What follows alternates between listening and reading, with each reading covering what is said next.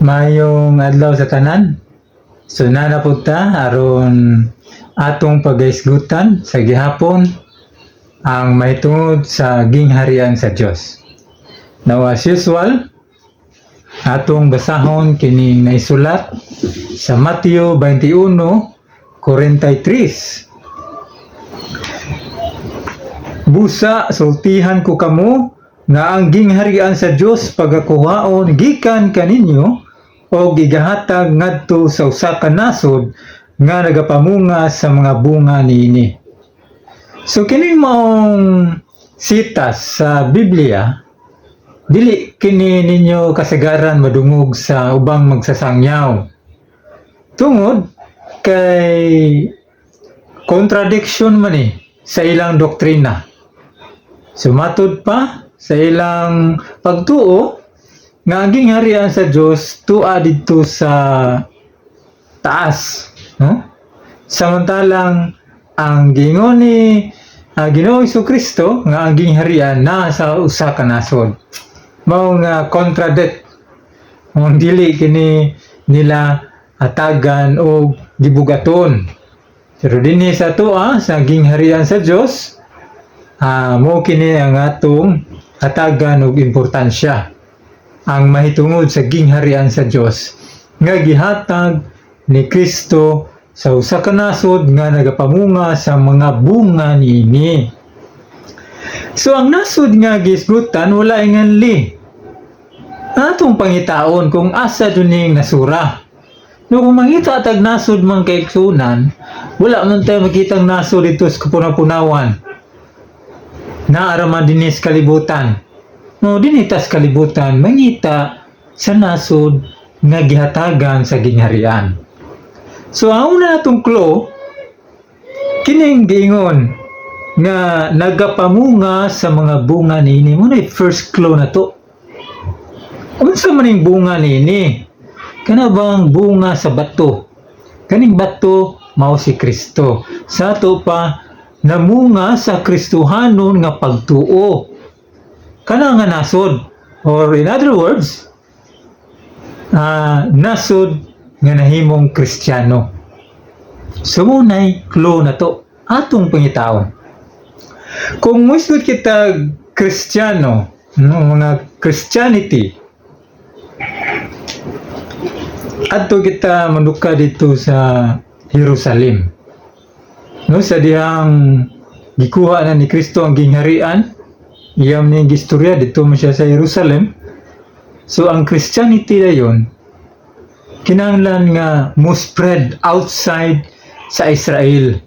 Aron nga kanang Christianity moabot sa usa ka nasod nga mo ihatagan sa gingharian. Hinamunga man sa Kristohanon nga pagtuo. Una nga kinahanglan mo spread outside Israel, outside Jerusalem ang Christianity.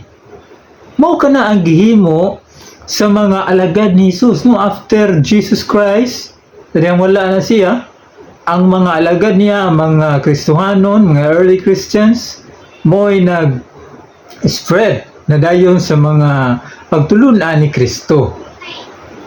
So sa ilang pag-spread sa Christianity, sa pagtulunan ni Kristo, nakahiagom sila og mga paglutos. No, number one nga maglulutos ito ang Romano, ang gobyerno sa Roma. Apan lagi kay dili man kayang mabungkag or babagan ang plano sa Dios, mao nga nagpadayon ang pag-spread. No, gitwist sa Ginoo. Yung sa pag-twist, aron gayud nga ma-fulfill iyang plano. Aron gayud nga ang Christianity moabot niya ng nasura nga mo'y paghatagan sa gingharian, gitwist niya ang dagan sa panghitabo, no? Kining paglutos sa mga Romano, sa mga early Christians, gihimo ang mga Romano nga spreader sa Christianity. So muna pag-twist, gishift ba? No, nga dati ang mga Romano maoy maglulutos sa Kristiyanos sa pagtulunan nga Christianos, Gihimo silang spreader no sa Christianity. So di mo makita ang gahom sa Dios. Kung unsay plano sa Dios, walay no amount of man's power to hinder the plan of God. No walay kagahom ang tao sa pagpugong sa plano sa Dios. Labi na kining plano ha, buga kayo. Kay gingharian sa Dios ang istorya ni. Muna nga ang maglulutos gihimo sa Dios nga spreader sa Christianity. Katong Roma ba? Romano may naglutos sa mga early Christian, di pamatay mo ang mga alagad ni Kristo. Now, same sa nitabo ni Pablo, bitaw. Si Pablo maglulutos na sa mga alagad ni Kristo. Pero, gitwist sa Ginoo. Gihimong spreader of Christ, no? Si Pablo. Muna si Pablo nahimong apostoles sa mga hintil. Ano man kaya ang iyahang misyon outside Jerusalem naman. No, pag-scatter naman sa pagtulunan ni Kristo. So muna gibuhat sa Dios. Aron gayud nga muabot sa nasod ang Kristiyanos nga pagtulunan. So sa dihang na-convert ang Roma into Christianity, sila na ang gihimong spreader sa Christianity. Hangtod nga ang Christianity niabot sa Spain, ay under man na sa Rome ang Spain. Nya gikan sa Spain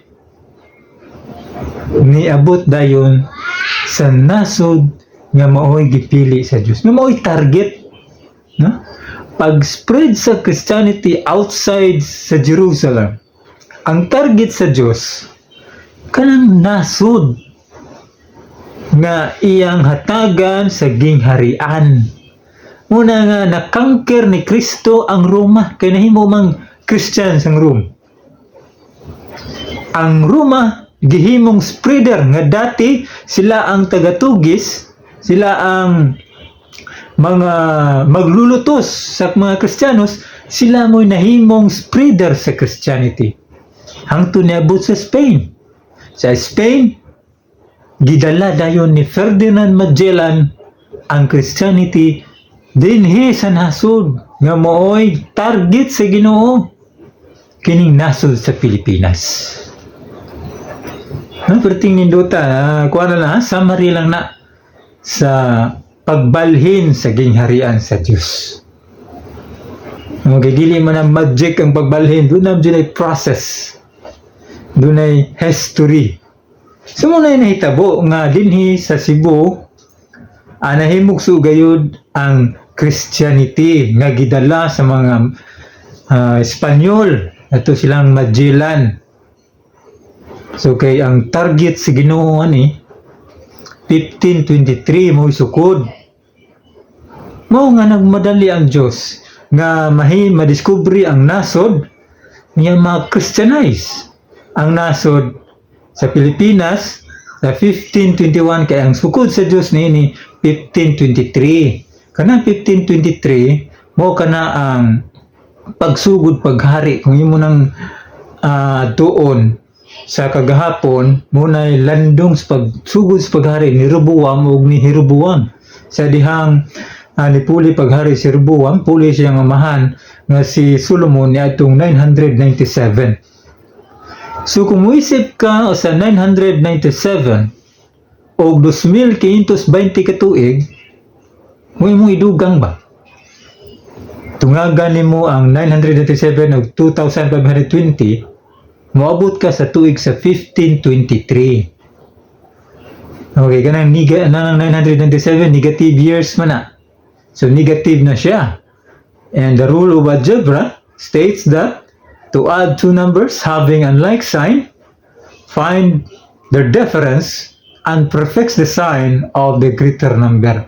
So greater number ang positive nga 2,520 which is tinudlong panahon sa Dios.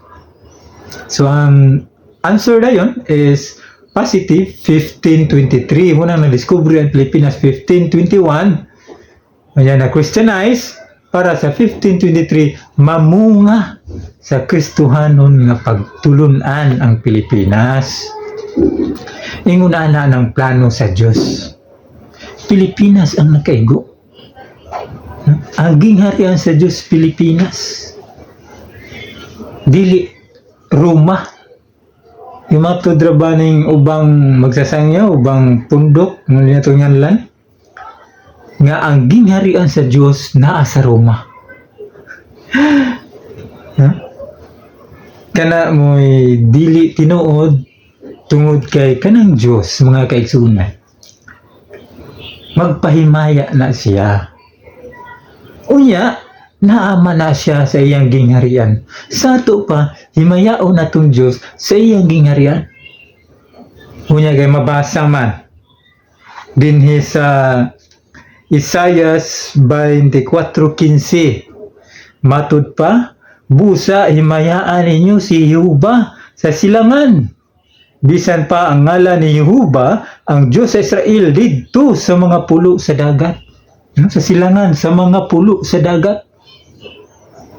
Kung imo na pahaom sa Roma, dili man na mo haom. Muna Diyos, dili na to himayaon dito sa Roma. Himayaon na to sa silangan, sa mga pulo sa dagat. Munang Pilipinas, tanawa ninyo mga kaigsunan. Mga pulo sa dagat, haom kayo. Munang ang Pilipinas, matud pa sa usa ka magsusulat, is the only Christian country throughout Asia, especially Southeast Asia.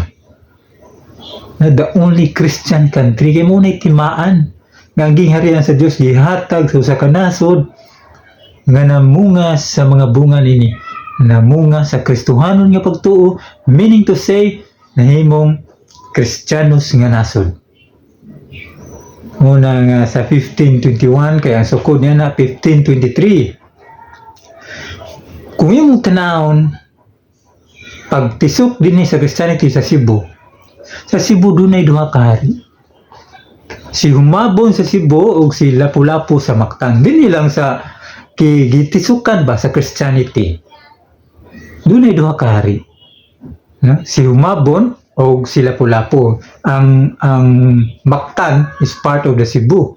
So dinhi Cebu gitisok ang Christianity. So mangita po tag duha ka hari dinhi aron nga mahaom sa kanihang panahon nga dunay duha ka hari dito sa Israel. Kay dito mata nagkuwag sukod sa negative 997 BC nga dito si Roboam ug si Jeroboam. Mao nga pagbalhin sa gingharian, doon na po duha ka hari dinhi. Sa Cebu, si Humabon sa Cebu ug si Lapu-Lapu sa Mactan. Sa pertinghauma no? So dili lang kay kanara ang mga pamatuod nga kini gyud ang Pilipinas mao'y maswerte nga nasod nga gitagaan sa gingharian. So atong mapamatudan gana based sa Biblia, based sa history, sa mga prophecy nga mga tagna sa Old Testament, bisan diha sa New Testament naa. Mao nga sunda kini ninyo ang atong programa dinhi sa kanginan, ang pagsabwag, pagyabu sa panaksan. May tungod sa kahibalo, kaalam sa Diyos, kabahin sa gingharian sa Diyos. So, daghang salamat ug mayong adlaw mga kaigsunan. So, usbon ko, wala sa Roma ang gingharian sa Diyos. Kay mato diha nga Diyos magpahimaya siya or ipahimaya siya sa mga pulo sa dagat, sa silangan. Yanam na isa sa iyong gingharian.